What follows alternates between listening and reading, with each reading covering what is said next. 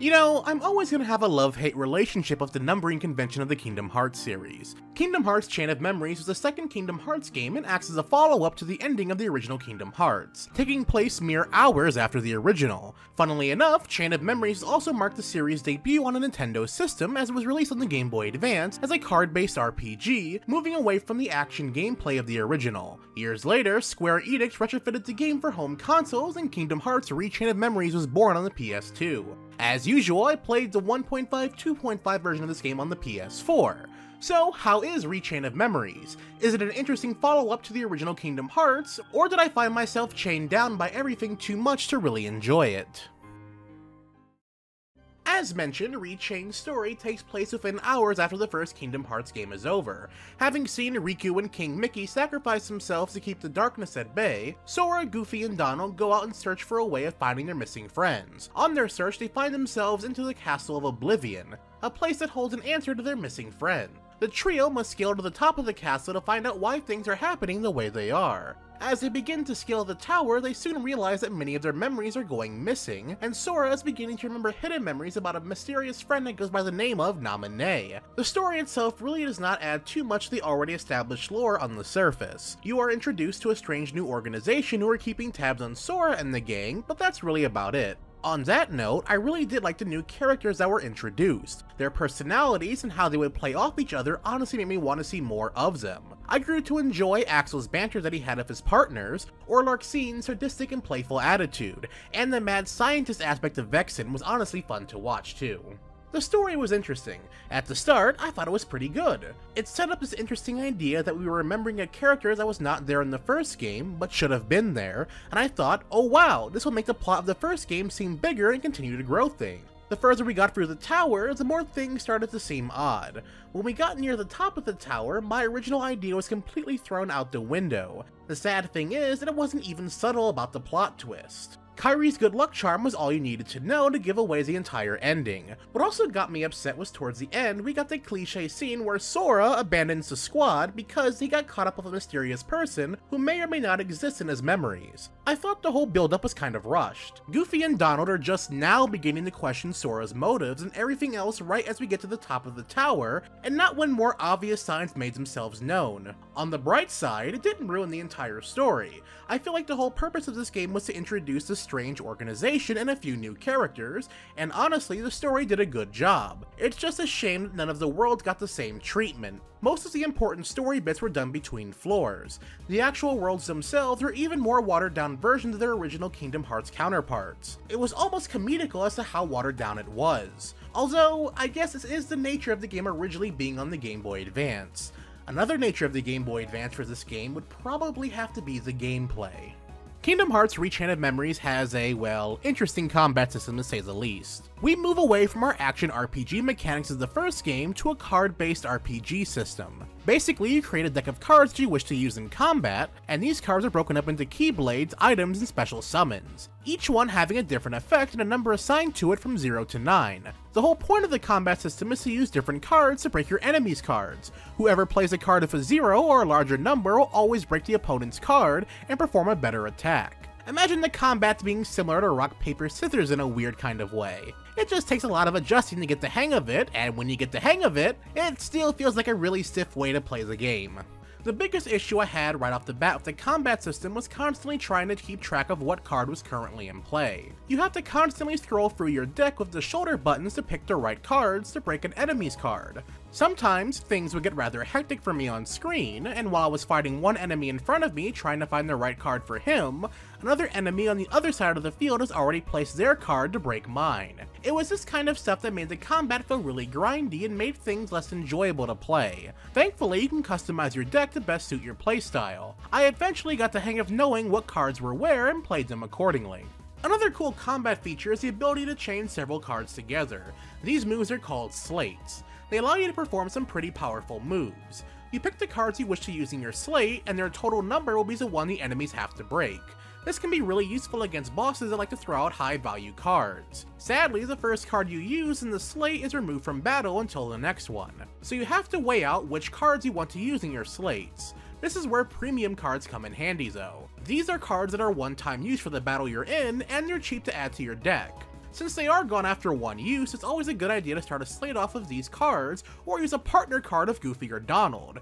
Be careful though, bosses like to use and abuse slates as well. You have to know when to use yours to counter out a boss if you run out of zeros and don't have enough time to draw more cards. Sadly, if you're like me, you're constantly in a panic, so you're always spamming out cards to put out a slate. This is not a very viable solution because most of the time I ended up wasting more cards than I could count, and this could actually lead you to running out of cards. So you have to be able to stay cool under pressure when using slates, or the bosses will take advantage of you no matter which difficulty you're playing on. I think what is really cool about the dungeon aspect of the game is that you have full control of how you want your dungeon layout to be. When you approach a door, you are prompted to insert a card of a certain value. Depending on the card, you can cause the room to be shaped to your liking.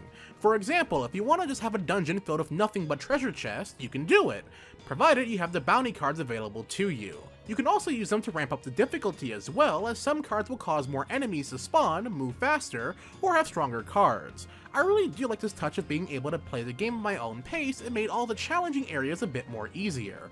The only real problem I had with this is when you had to get to the point of grinding for more cards. There would be many times I would come to a door and it would ask me for a card that I have not yet seen. This would be either like a level 9 of a certain card or a level 0 of a certain card, or some random number like a level 7 or 3 of a certain card, and I have not gotten a single one. This would cause me to have to go out and create a roulette room so I could just stay in that room and just grind on enemies all day until I could pull the right card that I needed. This caused a lot of backtracking and frustration for me because by the time I got to the end of the dungeon, I realized I needed a certain card and didn't have it on me, so I had to go back to other rooms, create another room with the roulette in it so I could finally grind for that card and then make the trek all the way back to the other room. Yeah, while this whole aspect is really cool, it does lead to a lot of backtracking and grinding, and it just becomes a big headache the further you go in the game. All of that said, there are a few unfortunate side effects to crafting your own dungeon outside of this.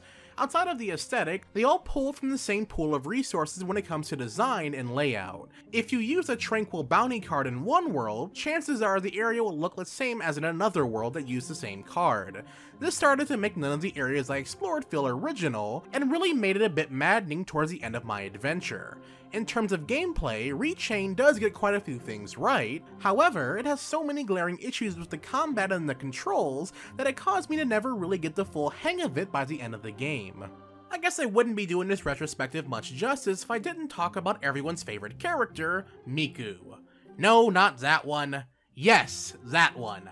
Hatsune Riku. Our pal Riku has an entire campaign that is a bit of the opposite of Sora's. Taking place right after the end of Kingdom Hearts' final mix, Riku finds himself floating in an abyss where he's pulled back to reality and into Castle Oblivion by everyone's favorite mouse, Mickey. It is here that Riku learns that he still has the darkness festering inside of him, and moves to defy Ansem and move away from the darkness. Similar to Sora's campaign, you'll be going through Castle Oblivion, but instead of making your way to the top, you'll be making your way from the basement to the exit, going through the same worlds as Sora. Thankfully, these worlds are much shorter, with most of them consisting of only one keycard as opposed to 3 to move forward. I think the biggest thing that sets Riku's story apart from Sora's is their different combat styles. While with Sora you get to fully customize and build your deck, with Riku you have a set of predetermined cards that you have to work with. This isn't that big of a deal, but it can make things seem a bit odd with not being able to fully customize your deck to fit the situation at hand. Although, to compensate, Riku's attacks can cause much more damage. Not only is this card style different, but Riku also has 2 different ways of attacking as well. There is the power of darkness and duels. Riku is able to embrace his inner darkness to go into a dark mode, which makes all of Riku's attacks much more powerful. You can stay in this mode as long as you have the meter for it, which depletes as you take more damage or if your cards are broken. Also keep in mind, you automatically go into this mode once you play enough cards, so be sure to keep a lookout on your meter to not be taken off guard. Next to that, he has the ability to duel your opponents. If you manage to play the same card as your enemy before it goes away, you can challenge them to a duel. In order to win the duel, you have to consistently pick cards that are either equal to, 0, or greater than the enemy card. Winning the duel allows Riku to perform a very powerful slate attack that devastates all enemies on screen, or takes a nice chunk of the boss's health. If you lose the duel, Riku will be stunned for like 10 seconds, or until an enemy hits you. This can easily make or break a lot of boss fights if you're on low health, as if the boss is able to combo you after it's stunned, it's game over for you. That said, if you spam the X button, you'll more than likely win every single duel. Duels can be a good way to cheese most boss fights if you're able to hard counter every single card that they play. Honestly, I think I really enjoyed Riku's story more than that of the main one. Don't get me wrong, Sora's story was still enjoyable to sit through, but it was Riku's that had me engaged from start to finish. I take back a lot of what I said in the previous video about my dislike for Riku. Thanks to this campaign, he is starting to grow more on me, and I'm excited to see where his development takes him next. So I guess the major question that has to be asked now is, did I like the game? No. The more I played through this game, the more I was just begging for the slog to be over. I don't think I would have minded as much if the world had a bit more to offer like that in the first game. Once you've been through one of the world's dungeons, you've pretty much seen them all, albeit with a different coat of paint. The only part of this game I really enjoyed was the story, and even then, it's not without a few caveats. I disliked how all the different world stories felt even more watered down compared to the first game. Like, making my way through these memories felt kind of pointless to play through. I feel like if I'm able to get a better experience out of the lore by just watching all the major cutscenes separately, I feel like there is a major problem here. Kingdom Hearts Rechain of Memories manages to have a really good story that actually had me wanting to learn more and more, but is chained down by its wonky card combat system and dull dungeons. This is definitely a game I will not be revisiting anytime soon. And there we have it, my thoughts on Kingdom Hearts Rechain of Memories. I really wanted to like this game more than I did, but at about the halfway point I knew this game was not for me. Or it really is just a mediocre game at best. Thankfully, this game has not turned me off from the series as a whole, and I'm excited to dive right into Kingdom Hearts 2 Final Mix. I hope you all enjoyed today's video, and before I go, I'd like to thank all of my patrons on Patreon for making today's video possible. If you're new to my channel, finding me out for the first time through this video, hey, be sure to subscribe for future Kingdom Hearts retrospectives, commentaries, reviews, let's plays, and more. Also, if you want to watch me play through Kingdom Hearts, go follow me on Twitch. All links will be down in the description below. And as always everyone, thanks for watching.